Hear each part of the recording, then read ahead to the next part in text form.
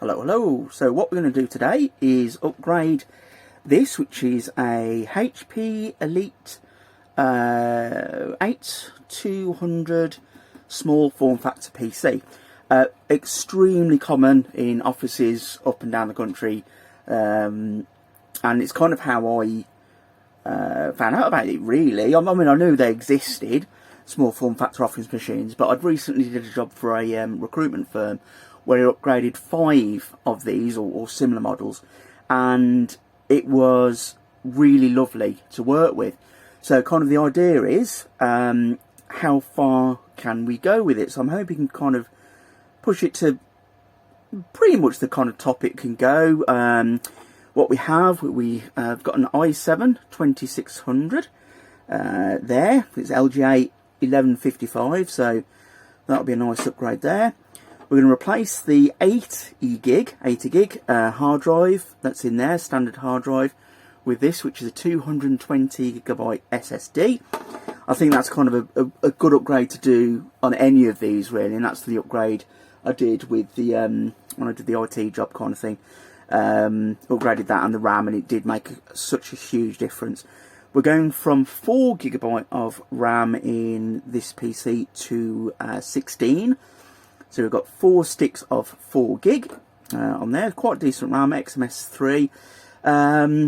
It's kind of less and less useful, the 4 gig sticks, because a lot of motherboards only have your 2 slots. So really, you know, if you want to go above 8, you do have to have 2 times 8 gig. So I'm kind of using this RAM for that. And we've got a very nice graphics card here, which is the GTX 750 Ti. Still a really good choice for kind of light gaming and that sort of things. And this is a particularly nice version of it. And it's great for builds like this because you cannot fit a large graphics card or full-size graphics card in these. So what we have here is a low profile. This is the 750 Ti LP, low profile. It's a really beautiful looking card. I really do like that because it really just looks like a shrunken down version of a full graphics card. Already put the low profile bracket on it, the single bracket on there. You've got DVI-D, digital version, and then the HDMI there as well. So obviously fully capable of putting into a modern-ish TV. So what we're going to do, take that off, move the box out the way, move these, and then we'll get in and we'll actually upgrade the system. So the hardest thing, I suppose, is going to be the process. It's not going to be that difficult. So what we have, we've already got a graphics card in here, which is going to be a very basic kind of office use one. Keep having to go around the camera, my apologies. We'll knock it a few times, no doubt. So this, I don't know what to do with these really when I get them. I've taken out a few of these before in office machines. It's got the DMS59 connector, I think that's what it's called, which then you put an adapter in and it goes into 2 VGA connections. I mean, useful for I suppose certain circumstances, but it's going to be something like a HD 6450 or maybe even worse than that. But we'll see. That's okay. It's a nice little bonus I got with this particular one. But bought the unit on eBay on this one. They get really good, decent prices actually on them. So this is what I really like about this particular small form factor PC is how easy it is. So you can see there the PSU just lifts up. The drive here just lifts up. So DVD, CD drive, which for a system of this age and what a lot of people are going to be doing with it is fairly useful, I would have said. So tempted to keep the hard drive in here, but because it's only 80 gig, really, there's not much point, I suppose. So I'm trying to remember now how this one comes out. A little switch, and there's a little bracket on there. There we go, sort of. So take the connections out of that one, and oh, there we go. That's gone. We then replace it with the Panther. There we go. I told you I was going to knock the camera around a few times. Is that okay? It's got a little bit of split, I think, on the... and that should be okay. Mounting the SSD, I mean, you can just leave it there. I mean, I suppose a little bit lazy putting it there. When I did the job before, it was quite a neat place to put it actually in there, which is usually the floppy drive.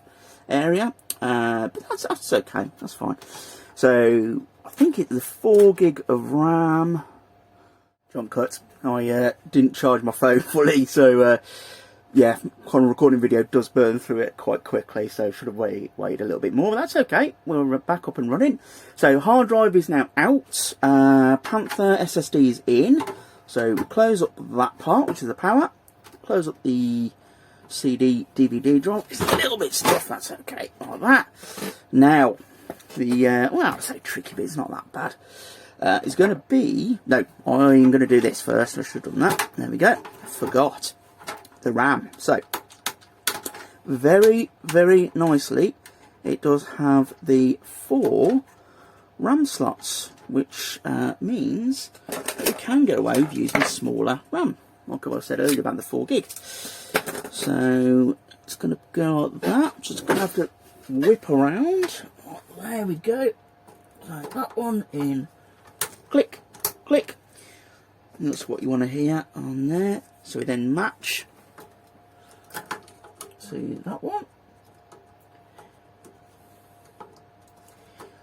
Kind of not an issue really, but what I did find with the PCs that I worked on for that job was that you can't use tall RAM in the first slot because it hits against that DVD drive there. So this height or the standard greeny stuff is absolutely fine on that one. So that one goes there. Pop, pop. And one more is going to be that one there. We now have, hopefully if it reads it, 16 gig of RAM. There we go, put that one the wrong way round.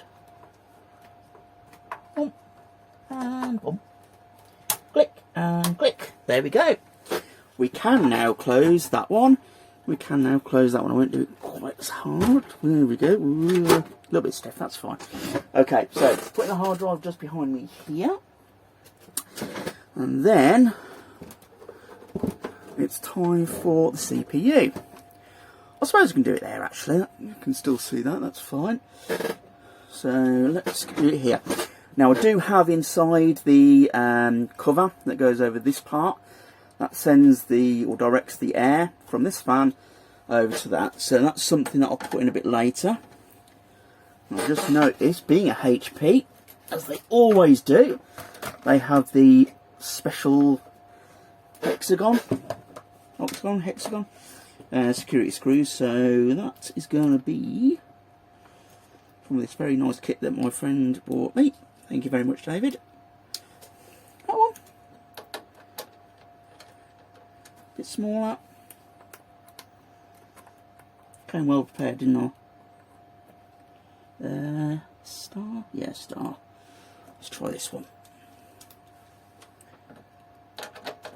There we go.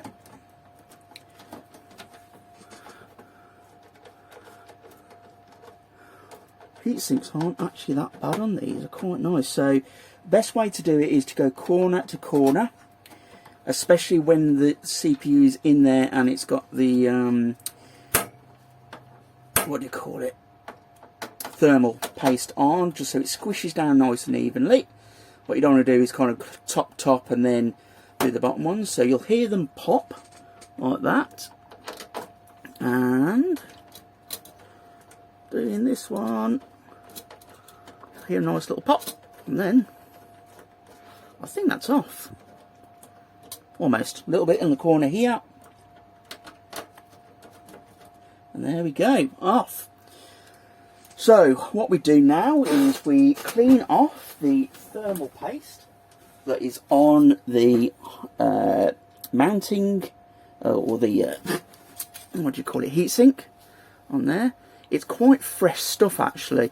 Usually, or what can happen, is it gets a bit dry and crispy, and sometimes you have to scrape it off. In this case, it's not too bad, so perhaps it might have been recently changed. So what we have here is, I use these all the time, and don't tell my wife, this is a muslin that we use for the baby, and makes a really good thing to clean. So what I have is this, and then the isopropyl alcohol. which is this stuff. Never used to use it, but it is really useful. 99.9% alcohol. Don't drink it.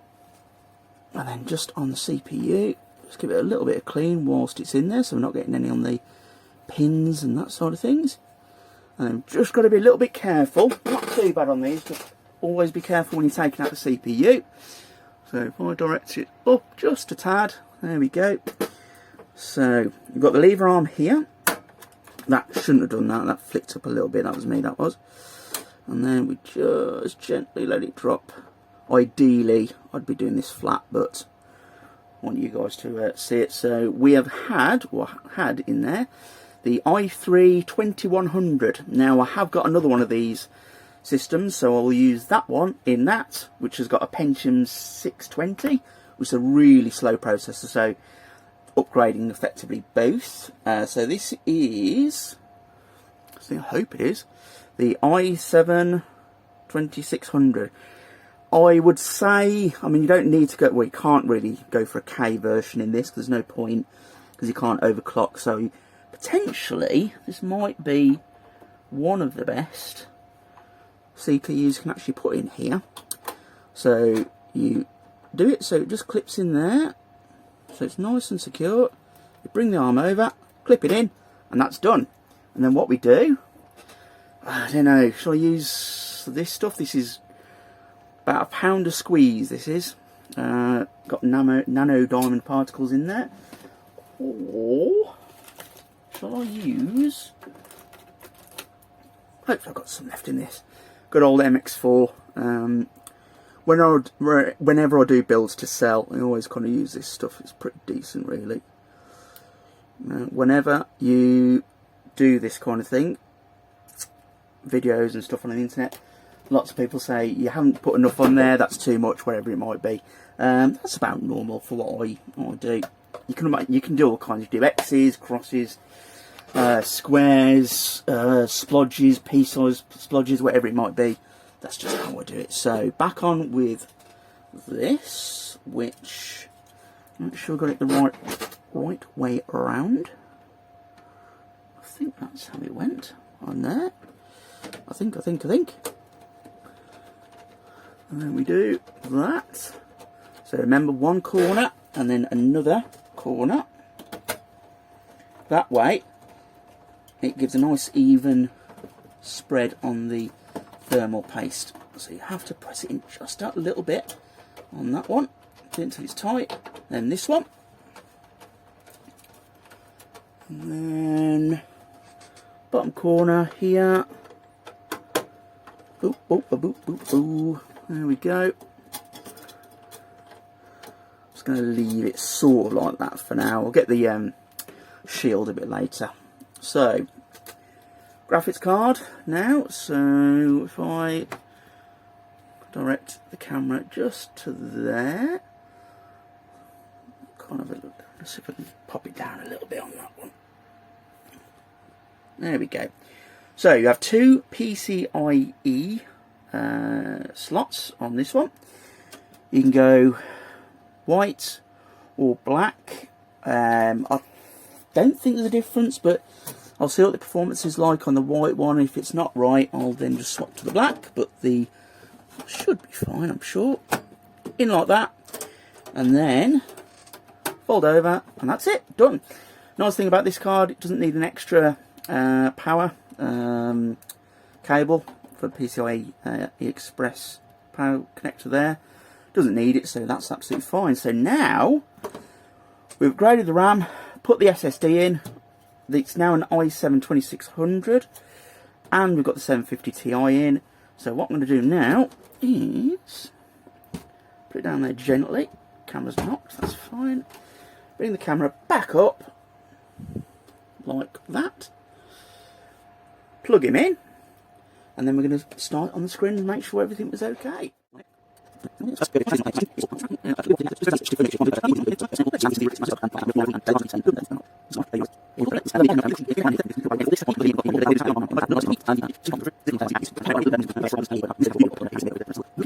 So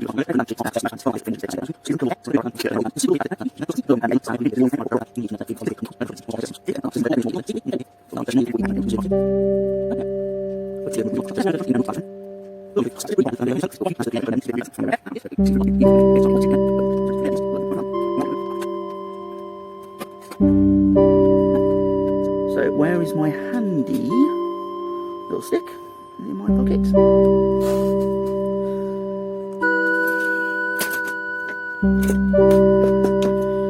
So I keep all drivers and anything I need for a Windows installation on here, or a new PC installation, sorry. Put it into the front.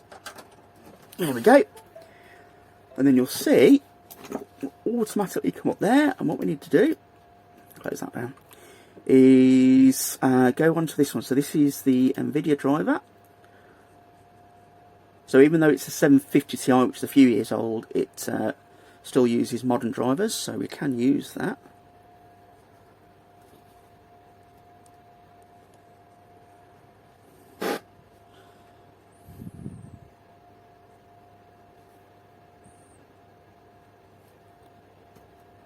Sorry, it's still messing around with the camera here. Yes. Yes. There we go.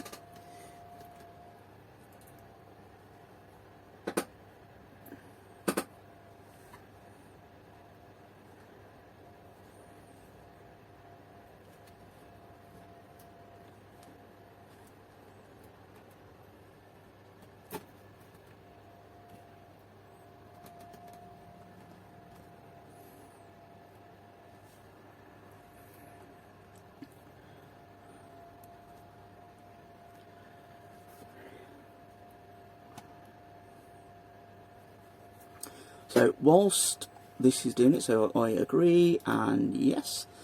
While that's doing that, CPU Z is the main program I use to kind of check the spec, make sure everything's in and it's got the right amount of RAM and all that kind of thing. It's very useful. I didn't see a lot of people using it actually, I don't know why, because I think it's one of the best ones. We then use GPU Z, which is the same as CPU Z but for the graphics card. So we go click, click, click, click, click. Won't launch it just yet. Hardware monitor is a really good one for checking temperatures. Yep.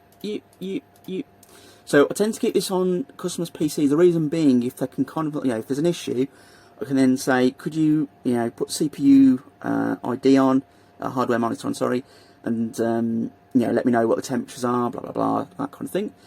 For now, I'm just going to use the Valley benchmark, the Unigine Valley benchmark.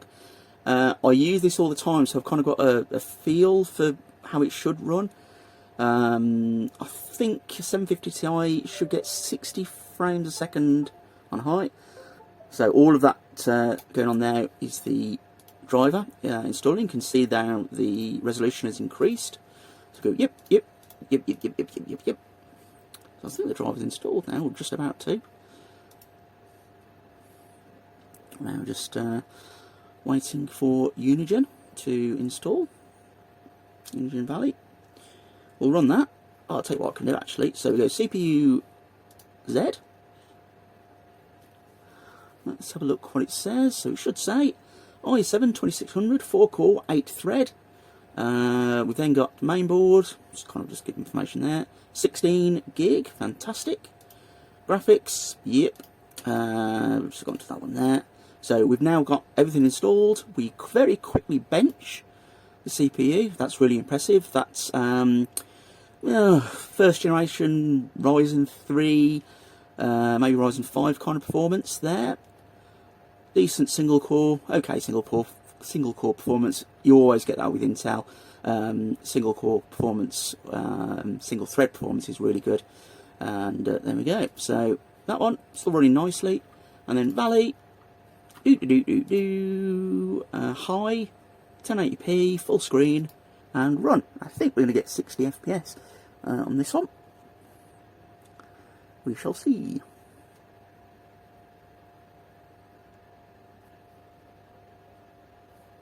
Take a little bit of time to start on that one.